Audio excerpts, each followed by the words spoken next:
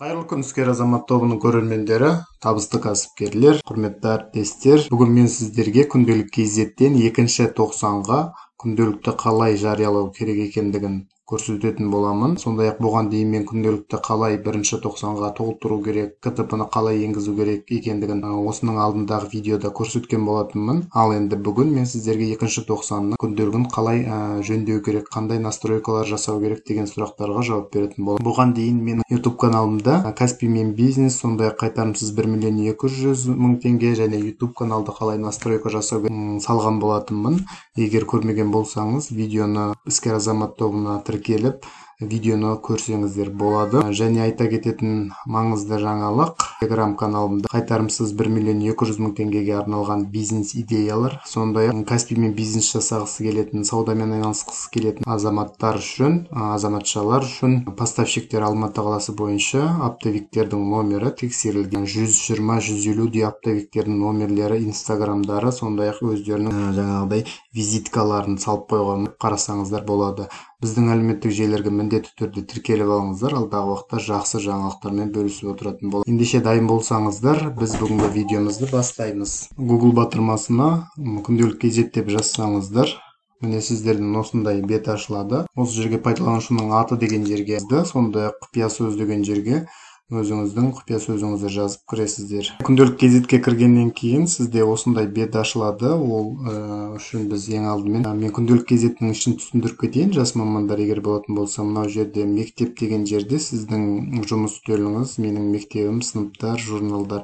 Егер мектеп деген жерге кіріп журналдар дегенді басатын болсаңыз, сіз өзіңіз беретін сыныптардың ішінен таңдап алып, өзіңіздің пәніңізді таңдауыңыз керек болады. Мысалы үшін 5-ші А сыныбын таңдап, кез келген пән, өзіңіз беретін пән тауып аласыз дағыны, сол бетті ашып, міне мынандай бағалар, үстелін көрсеңіз болады. Және сондай-ақ бүгін біз сіздермен 2-тоқсанға арналған КТП-ны қалай толтыру керек екендігін көрсетеміз деп едік. Міне осы жерден КТЖ деген батырманы басамыз. Енді қазір мен 5-ші А сыныбы математика дегенді көрсетемін қазір. Математика деген батырманы басам. Байқап отырсаңыз, 1-тоқсанға дейін барлығы дұрыс тіркелінген, ал 2-тоқсанда күндер жоқ.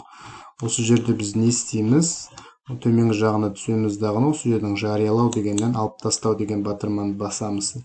Және жариялаудан алып тастау деген батырманы бастап, өзіміздің іс-әрекетімізді растаймыз. Осыдан кейін сізге осындай бет ашылады. Енді осы жерді қайтадан біз жариялау деген батырманы басамыз. Үйлестіру деген батырманы басамыз. Сондай-ақ әрі қарай толық жылға дегенді басқаннан кейін, мынау жерге міндетті түрде галочка қойдық. Одан кейін әрі қарай деген батырманы басып, іс-әрекетті қайталаймыз. Үйлестіру деген батырманы басамыз. Даже кесте бойынша үйлестірілді дейді. Қазір бізге көрсетеді ол үйлестірген. Жаңа біз сіздермен мынау 27-сі 1-тоқсанның тақырыптары дұрыс екендігін көріп тұрсыздар. Мынау нақты күн мен жоспарланған күн, яғни нақты күн бұл біздің күнделік, яғни кестеде көрсетілетін күн, ал жоспарланған күн осы кестедегі күнмен сәйкес болу керек. Енді біз осы жерде 2-тоқсанның тақырыбын тауып аламыз. Міне жай бөлшектерді ортақ бөлімге келтіру деп тұр. Мынау 8-8 деп тұр, ал бізде нақты күн 7-8 болу керек еді.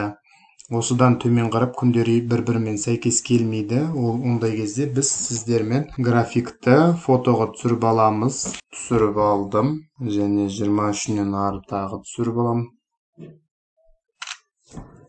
Так. Және 13-нен ары тағы түсіріп аламын. Міне декабрьдің 29-ына біздің 2-тоқсан сабақтар аяқталады. Осы кезге дейін мен түсіріп алдым. Енді біз мынау жерді жариялаудан алып тастауымыз қажет.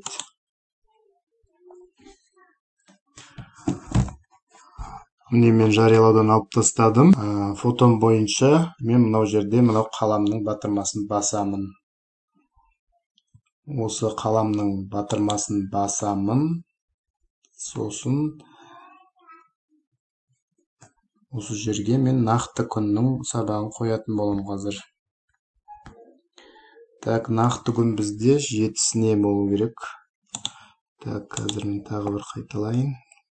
Так, 27-сі күнгі сабақтар дұрыс болды бізде. Мынау жерден бастап дұрыстаймын. Яғни мынау сабақ бізде 7-сіне, мынау сабақ 8-не болу керек. Сондай-ақ дәл солай осы іс әрекетті қайталап кете берем. 2 декабрьдің 29-на дейін 7-сі, мынау жерге 8-і 9-ы дегенді қоямын. Мынау жерге 8-і және 9-ы дегенді қоямын. Сақтау батырмасын басам. Дәл осылай 2-90 тақырыптан түгел күндерін өзгертіп шығамыз. Егер сіздің күнделігіңізде мынау жерде КТП-ны егер сіз алдыңғы жылғыдан көшіріп алған болатын болсаңыз, мен осының бірінші видеода көрсеткенмін. Қалай көшіріп алатын болсаңыз, сіздің осы жылғы КТП-ңызбен сәйкес келмейтін болса, онда сіз өзіңіздің КТП-ңызды ашып, қарап алсаңыздар болады. КТЖ 5-ші сыныптықын ашып, 2-90-ның тақырыптары. Бізде жай бөлшектерге амалдар қолдану, жай бөлшектерді ортақ бөлімге келтіру дегенде міне басталады. 2 БЖБ, 1 ТЖБ екен. Жақсы. Жай бөлшектерді қосу және азайту дейді. Неше тақырып берілген, копировать етемін. 1, 2, 3, 4, 5, 6 сағатқа берілген екен. Соны мен мына жерге енгіземін қазір. Осы қарындаштың үстінен басамын. Ерекшелік аламдағына ставить дегенді басамын. Сосын мына жерге 6 сағат қояқ. Жаңа менде 9-на біткен, 9-нан кейінгі жаңағы фотоға түсіріп алған жерімді қараймын дағыны. 10-нан басталады екен. 10-ы, 14-ті, 15-і сағаттарымды енгіздім. Енді 16-17-сіне дейінгі сабақтарды мен X-ті басу арқылы жойып тастаймын.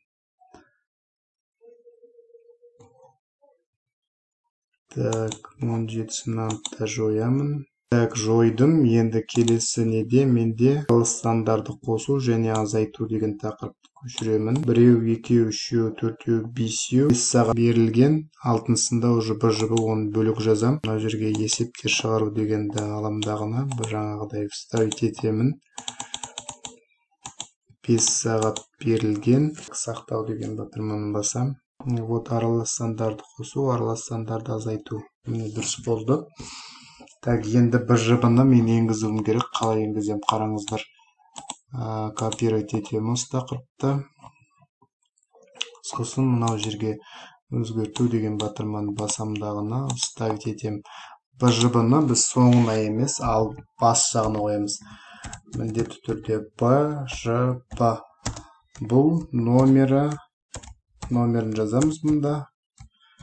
Номері 3 болды. 4 болады. Неге десеңіз, 1-90-да 3 БЖБ алдық, енді 4-90-ның бұл 1-ші БЖБ үшін 4-ші болды. Жалпы математикада 2-90-да 2 БЖБ, 1 ТЖБ. Міне 22 біз туырладық. Міндетті түрде осылай БЖБ деген бас жағына қоясыздар, одан кейін тақырыпты қоясыздар. Міне құрметті әріптестер, барлық күндерді орнатып болғаннан кейін жариялау деген батырманы басамыз. Үйлестіру. Әрі қарай галочканы қоямыз. Төмен жағында әрі қарай деген батырманы басамыз. Үйлестіру деген батырманы басамыз. Қазір біз нақты күндер мен жоспар күндері сәйкес келгендігіне назар аударуымыз керек. 10 мен 17 аралығында дұрыс, 21 мен 24 аралығында дұрыс, 28 дұрыс, 29 мен 7 аралығында дұрыс, 8 мен 21 арасында дұрыс емес күндер бар екен. 15-20, мынау жерде 20-21 болу керек. Осы дұрыс емес жерін ғана фотоға түсіріп аламыз. Жариялаудан алып тастау әрекеттерімді қайталаймын. Дұрыс емес жерден бастап 20-сы, мынау жерде 21 болу керек. 21-нен кейін 27-сы дұрыс, 26-сы, мынау жерде 21-і, мынау жерде 22-сы болу керек еді. Сақтадым. Үйлестіру деген батырманы басамыз. Әрі қарай галочканы қоямыз. Сосын әрі қарай деген батырманы басамыз. Үйлестіру деген батырманы басамыз. Так, мына 29-у, 29-у, 28-і дұрыс. Нақты күн мен жоспар күндері сәйкес келді. Міне енді дұрыс болды. Енді сыныптарымызға дәл осылай іс-әрекеттерді қайталап толтырсаңыздар болады. Мен біздің видеомыз аяқталды, құрметті. Егер сізге видео ұнаса, міндетті түрде лайк басып, комментарий жазып қалдырыңыз, және алға басылып, қоңырау батырмасын басуды ұмытпаңыздар. Алдағы уақытта бұдан да жақсы видеолармен бөлісетін боламын. Назарларыңызға рахмет. Жұмыстарыңызға сәттілік тілеймін.